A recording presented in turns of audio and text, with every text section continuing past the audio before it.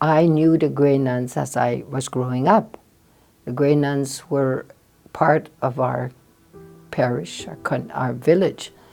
And the Grey Nuns started the first school in Legal. And they were honest, just like Mother Juville. They were part of the community. After school, they would visit the poor at home. They would build committees and choirs, and they were really part of the community. And I admired them so much that I wanted to be like them. And they were wonderful teachers, and they were caring women. We could know and see their compassion by what they did among the people also, you see. We didn't always see them at school. We saw them in the village, visiting the poor and bringing food to the hungry and being part of the parish.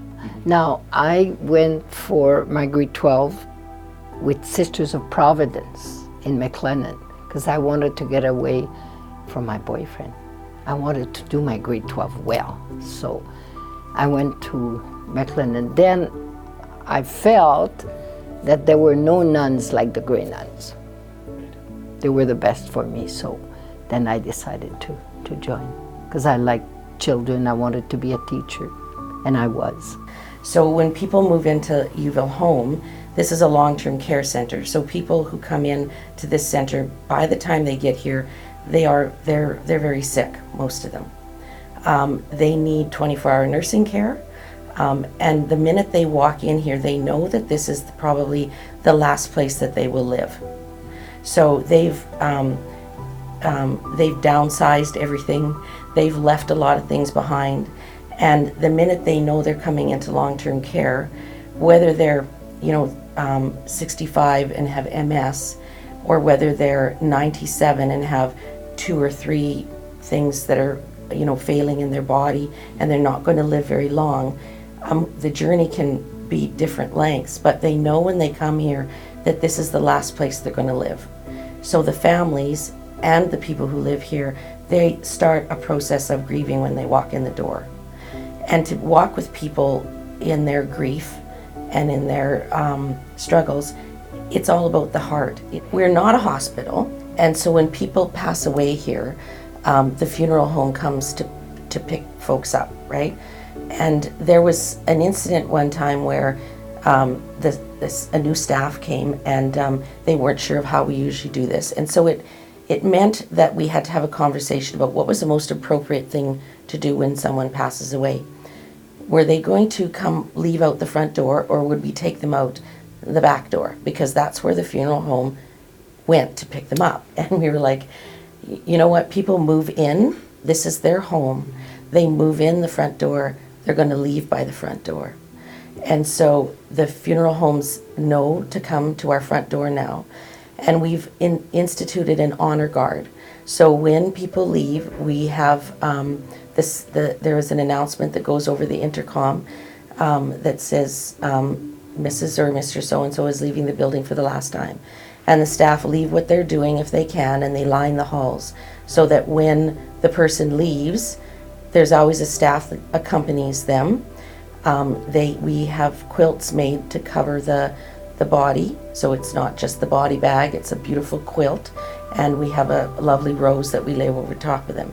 And so when the staff leaves the building with this person and the funeral home employees, there are people there along the hall to be with them.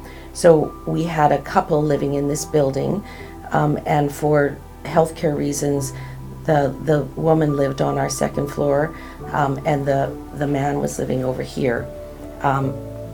It was their wish to do that, and so when she passed away, the staff were able to bring her husband out.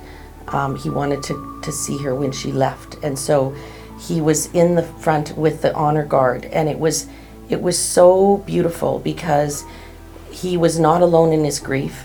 In another place, he might have been left in his room by himself, but he was surrounded by staff who cared for him and loved him and cried with him in his grief. And That's a beautiful thing to see. And so the value of taking the extra time is the care that we show for each other. It's being together in that suffering. It's the sharing of the suffering that allows us to feel closer to each other, to feel like we're a team, and to support each other. Well, you have a choice when you suffer. You can turn bitter, or you can turn to love when you suffer. And I think we want to be an example of of opening our hearts and turning to love in suffering. When you do that, your heart opens, you're better able to support other people when they suffer. The future of the Grey Nuns, it's in our associates, in Covenant Health. The people who hold sacred the human person. I think this is where it's all are. And this is what's happening here. The human person, the resident, is number one. It's not the technology. It's not the rapid service. It's this man. I'm helping to feed some men. They're paralyzed. I have to wait till they swallow their food. But for me, it's Jesus I'm serving.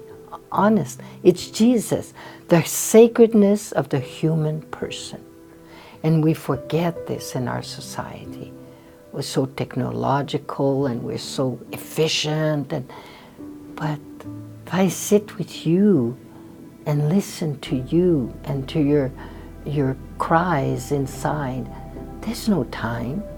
There's no technology. It's the heart, like Cecilia says. It's the heart. You are important to me because Jesus told me that you are important. We crossed Canada, opened schools, hospitals, and social work. The poor of the time. What are the poor of the time? Mother Teresa will say, loneliness. Our people are so lonely. Margaret Duville suffered right from her childhood.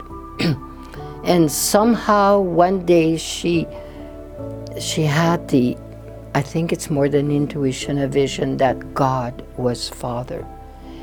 And then our devotion is the cross, because we are the heart of Jesus in the world. Jesus does not have a face in this. So I believe, and many of us Grey Nuns, we Grey Nuns believe that the suffering I pick up here, sometimes I get overwhelmed. I mean, my God, our sisters, you can't understand what they're saying. They're violent. This is reality, and it tears my heart apart. But I put it all at the foot of the cross. And I know from my faith that Jesus uses this suffering to help the world. There's no other place to bring suffering. And Jesus takes care of it. But I have to give it. I can't hold on to it. If I hold on to it, I'm going to be depressed. But I have joy because I know that my sisters were very loving women, and they still are. But some suffering is eating them up. We have to put it at the foot of the cross. And we have to say, take it, Jesus, and save the world. And our world needs it.